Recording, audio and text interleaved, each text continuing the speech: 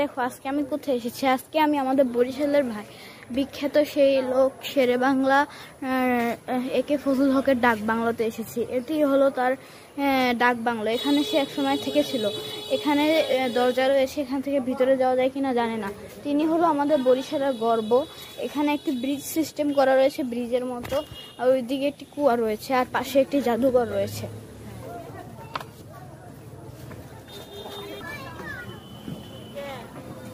তো গাইজ, এটাই হলো শেরে বাংলা একে ফজলুল হকের জাদুঘর।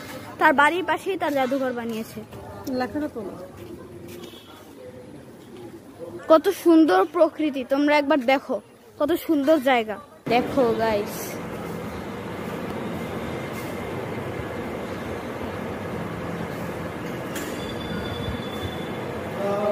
ড্রেসিং টেবিল, এটা তার চেয়ার, আর এটা হলো তার বিছানা।